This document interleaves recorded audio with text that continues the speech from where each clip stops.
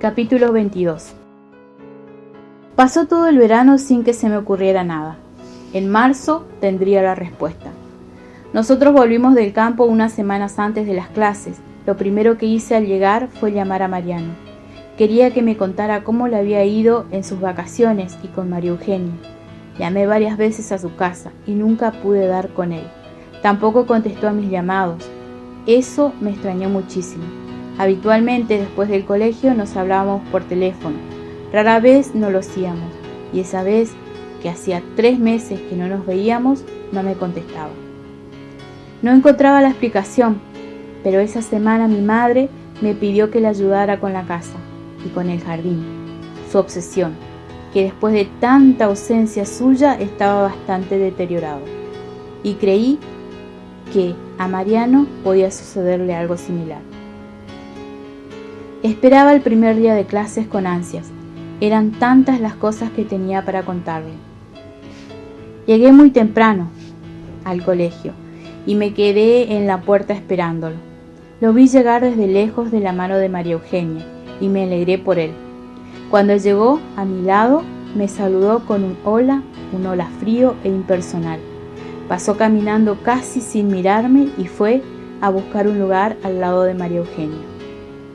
Todos mis compañeros estaban extrañados. Nos habíamos sentado juntos todos los años anteriores y ahora yo me sentaba solo, a 3 bancos de distancia. Me evitó en todos los recreos. Yo no salía de mi asombro, hasta que me di cuenta de que estaba haciéndome pagar mi culpa. No era el hermano del sidoso. Yo era el hermano del sidoso. Al volver a mi casa, me encerré en mi cuarto a llorar toda la tarde. Esa iba a ser la primera vez de las muchas muestras de intolerancia que recibiría durante lo que quedaba de vida a Ezequiel.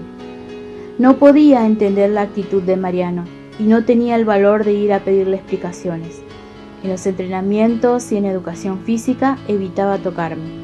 El hecho de pensar que lo vería ignorarme durante todo el año escolar, los entrenamientos de rugby y el colegio secundario, me partía el alma. Mariano había sido mi único amigo desde que tenía memoria. Había sido mi confidente y yo el suyo. Que ahora me diera la espalda era algo que no podía comprender. Me sentía solo, definitivamente solo. Las primeras semanas de clase se me hicieron eternas. El hecho de pensar en estar sentado solo y pasar los recreos sin Mariano me angustiaba profundamente. En mi casa me preguntaban qué pasaba con Mariano, que ya no venía como antes, y yo lo explicaba gracias a su relación con María Eugenia. A principios de abril logré sobreponerme a la situación y armarme una coraza para que pareciera que no me importara. Los demás chicos de la clase no habían preguntado qué había pasado entre nosotros, y los dos, cada uno por su lado, contestamos lo mismo, que nos habíamos peleado. Debo reconocer que en ese momento, a pesar de que sabía cómo había impactado en él la enfermedad de Ezequiel, a tal punto de terminar nuestra relación, valoré ese pequeño gesto, que entendí como un homenaje a lo que había sido nuestra amistad. No reveló los verdaderos motivos de la distancia. Con el tiempo comprendí que no me hacía ningún favor, que no debía agradecerle nada, que la enfermedad de Ezequiel no era algo vergonzante.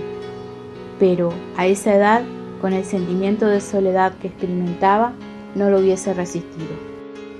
Gracias a eso, tomé la mejor decisión, la más adulta que he tomado en mi vida: cambiarme de colegio. Decidí ir al Nacional Buenos Aires, el único colegio lo suficientemente prestigioso, además del que iba, que mi familia toleraría. Convencer a mi padre me costó mucho, pero su padre había egresado de allí con medalla de oro, y parte del prestigio familiar había pasado por sus aulas. Después de semanas de súplica y argumentaciones, logré convencerlo, y nos pusimos a buscar el mejor instituto para preparar mi examen de ingreso. Mi padre me advirtió que el ingreso era serio, que era mucho lo que había en juego, mucho lo que estudiar, que tendría que dejar rugby, que era una de las cosas que yo quería un lugar donde evitar a Mariano y que no toleraría bajo ningún concepto mi fracaso. Encontramos el instituto, el mejor, el más caro. Para mi padre esos dos conceptos son sinónimos y me inscribí. El instituto quedaba a 5 minutos de viaje de la casa de Ezequiel.